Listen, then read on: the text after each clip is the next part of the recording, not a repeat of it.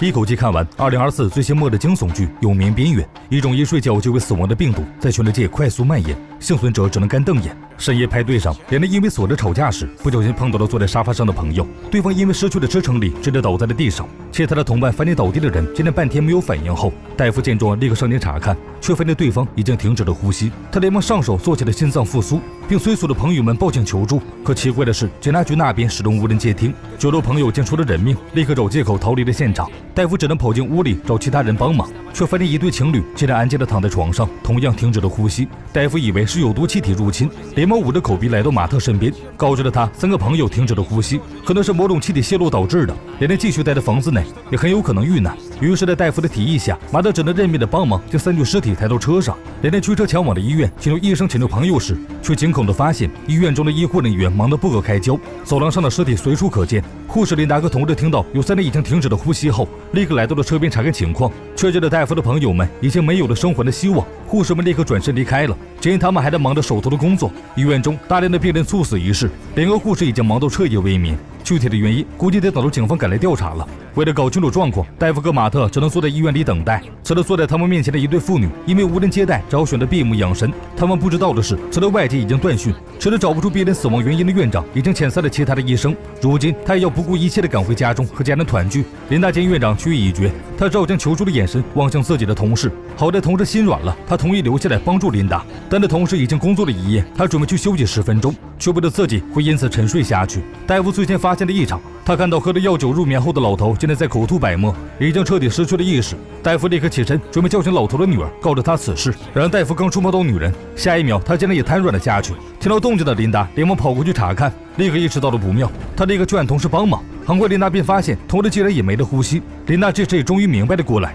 只要一睡着就会死亡，再加上迟迟无法与警方取得联系，琳达立刻决定走出医院寻求救援。刚好马特和戴夫开车赶来的，与这3人一同踏上了探索之旅。途中琳达突然要求停车，等待车子停下，马特和戴夫才发现整个小镇都安静的可怕。琳达甚至朝空中开了一枪，也没有人现身。很显然小镇上没有幸存者。为了进一步验证，3人下车进行查看，果然发现居民们都在睡梦中去世了。琳达凭借着自己的经验推断，可能是某种由睡眠引发的病毒正在人群中泛滥。如今他们能做的便是制止更多的人陷入睡眠，毕竟现在时候还早，肯定还有一部分夜间工作者尚未入睡。琳达想要提醒其他幸存者保持清醒时，马特突然想起来可以通过广播传递消息。然而等着3人再次出发时，车子却不给力的冒烟了。大夫突然在此时想起了女友，他疯狂地拨打了对方的电话。女友凯蒂误以为是自己刚提了分手后，大夫还想要死缠烂打，于是便不耐烦地接了电话，表示自己刚通宵完准备睡觉。似乎凯蒂根本不给大夫解释的机会，直接挂断了电话。如今车子迟迟无法修好，凯蒂又即将面临死亡的危险。为了拯救女友的性命，大夫不管不顾的现在奔跑了起来，哪怕此时距离女友家还有几公里的距离，他也不敢停歇下来。来到了凯蒂家门口时，大夫不管不顾的闯进了家中。他发现女友并不在床上后，立刻四处寻找起来，却不料被凯蒂一球棒砸中了后脑勺。由于凯蒂的力量并不大，大夫不至于晕过去。他将雪豆人因为睡觉而亡的事情讲了出来。凯蒂不禁斜地拨打电话，却发现一直占线中。好在随着马特也终于修好了车，他带着琳达来到了播音室，将陷入睡眠会死亡的消息传达了出去，并引导了所有幸存者前往医院会合。凯蒂听到广播中的消息后，终于有些信服大夫的话了。可尴尬的是，刚刚凯蒂因为睡不着觉，吃了2粒安眠药。好在间隔时间很短，凯蒂进行了催吐。大夫在女友的呕吐物中捞出了2粒药丸后，终于放下了心来。如今大夫一行人已经41个小时没有闭眼了，他们必须在彻底失去意识前找到解决办法。然而一行人回到医院后，却失望地发现并没有其他幸存者赶来。突然一间病房中传来了哀嚎声，一行人走进病房后，才发现是一个被病痛折磨到根本无法入睡的老太太。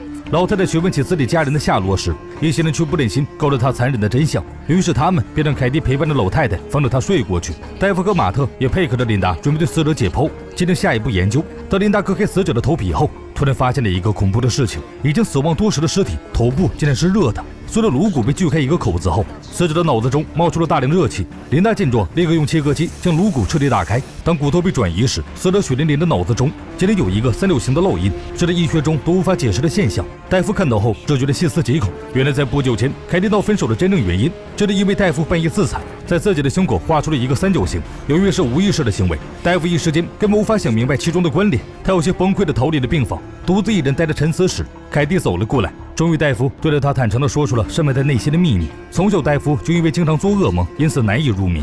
他的梦中经常会有漂浮在天空中的巨型鲸鱼，地上还有着一群奇怪的石头人，逐渐向他靠近。随着梦境越来越频繁，鲸鱼开始逐渐陨落在地，那群石头人也离戴夫越来越近。好在伴随着年龄增长，戴夫已经摆脱了噩梦，可前段时间噩梦就再次席卷而来。凯蒂这时才意识到，戴夫竟然独自承担了巨大的痛苦。凯蒂正准备安慰他几句时，马特却急匆匆地赶了过来。他告诉两人，琳达秘密地将老太太推到了核磁共振室，并对门进行了反锁。其他三人有些不理解，大声地质问着他的行为。琳达表示自己已经将实情告知了老太太，本就饱受病痛折磨的老太太决定在临死前做一些贡献，于是决定在核磁共振室陷入睡眠，方便琳达观察死亡的过程。琳达反锁门也只是为了避免其他人的打扰。三人意识到老太太是自愿的选择后，便也没有理由拒绝阻止。琳达通过老太太的牺牲，直观地发现老太太在死前脑组织有明显的波动，这也意味着对方是死于噩梦。 She died during a dream. Maybe the dream killed her. How long did it take for her to die after she went to sleep? About 3 minutes. 3 minutes? Okay. Let me sleep for 2.5 minutes. And then wake me up. 戴夫得知老太太是陷入噩梦3分钟后才去世的，于是他便决定以身试险，前睡眠2分半的时间，寻求破解之法，顺便去求证一下这类诡异事件是否和自己有关。戴夫有种直觉，他在梦中会找到答案。凯蒂却第一时间否定了他这个危险的想法。琳达就觉得可以冒险一试，否则大家拖到精疲力尽时会一起死去的。毕竟戴夫已经58个小时没睡觉了，为了防止他一睡不醒，琳达准备了特效药剂。许久没有闭眼的戴夫很快陷入了梦魇之中。戴夫一睁眼，发现自己被铁链靠在了草坪上，任凭他如何用力都无法将腿拔出。此时戴夫只觉得口干舌燥，只想喝一口水解渴。不知过了多久，远处终于驶来了一辆汽车，车中下来的人正是戴夫已经去世多年的母亲。他端了一杯水递给了戴夫，然而当戴夫准备一饮而尽时，却发现浑浊的水中竟然还有一个显眼的三角图案，显然这杯水有问题。但是戴夫却无法抑制口渴的痛苦，于是他决定喝下去。突然，曾经多次出现在梦中的石头人直接凭空出现，本陨落的巨鲸也重新腾空而起。这次石头人并没有戴诡异面具，他用力地张开双手后，戴夫眼睁睁看着母亲如同倒退镜头般退回到了车上。随即石头人走到了戴夫面前，告知了他原因。戴夫面前的母亲是一个名为梦魇怪物幻化而成，目的就是为了接近戴夫，并将他在梦中杀害。如今现实中大量死去的人们都是因为在睡梦中遭遇了梦魇的抹杀。石头人则是对抗梦魇的组织，他们在四处寻找着竞争力强大的人加入，一起对抗梦魇。可戴夫却一直抗拒加入。在同伴的努力呼唤下，戴夫终于睁开了眼睛。通过琳达得知，距离他入睡刚好过去了2分半，可是任凭大家怎么呼唤，戴夫都没有反应。刚刚急的大家恨不得用肾上腺素扎醒他。等到戴夫的身体缓过来后，他快速地将梦中的事情叙述了出来。最后，戴夫特意强调了他们就要去庇护所阿里斯特拉。可是当其他3人听到这个地名后，有一些犹豫。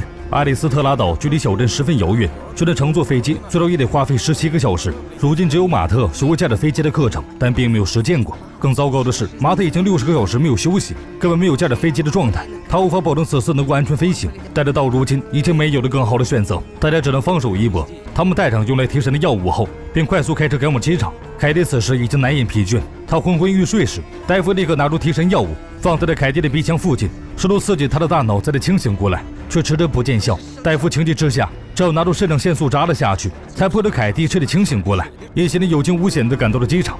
马特查看了飞行手册后，顺利地驾驶着飞机升空了。然而随着飞机平稳的飞行后，凯蒂却再次失控了。这一次他彻底睡了过去，无论其他人怎么刺激，都没有再次醒来。凯蒂终究没有等来救赎，然而剩下的人状态也不是很好。随着飞行的时间越久，大家都已经难掩疲惫感，马特的意识逐渐开始模糊。他为了保持清醒，只能不停地撕咬着自己的皮肉。即便如此，马特的上下眼皮还是忍不住打架。琳达见状，找给他扎了一针肾上腺素，在药效的作用下，马特终于缓了过来。为了防止出现意外，琳达随手递过了一把手术刀，在必要时，马特可以用痛感保持清醒。此时戴夫有些坚持不住，琳达见状连忙将他唤醒。接下来的10天里，3人只能通过这种方式互相监督着彼此。终于，他们见到了抵达庇护所的上空，3人看到救赎的小岛，忍不住高兴起来。然而没高兴一会儿，马特便意识到一件恐怖的事情：他们想要降落的地方根本没有空旷的跑道。此时马特已经绕道3圈了。最终，他下定了决心，在人用耗光前迫降在海面上。戴夫和琳达得到此事后，只能回到座位上系好安全带。他们在飞机剧烈颠簸中不停地祈祷，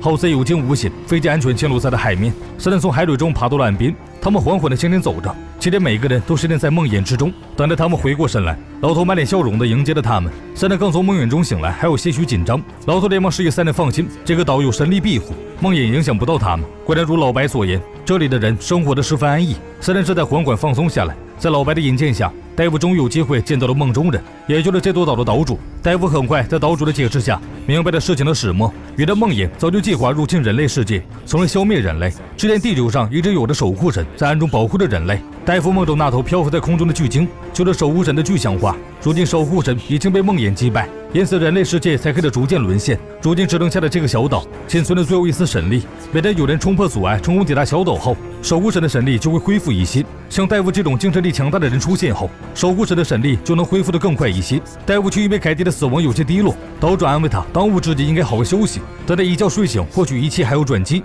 琳达和马特在舒适的环境中，终于放心地闭上了眼睛。戴夫看着头顶缓缓飘过的巨鲸，安心地进入了梦乡。然而在他闭上眼睛的瞬间，其他本已经在噩梦中死亡的人却纷纷睁开了眼睛，瞳孔中还闪耀着那诡异的三角形图案。距离最近的凯蒂已经缓缓走出水面，逼近小岛。很显然，他们已经成为了梦魇的傀儡。接下来，小岛即将迎来一场激烈的大战。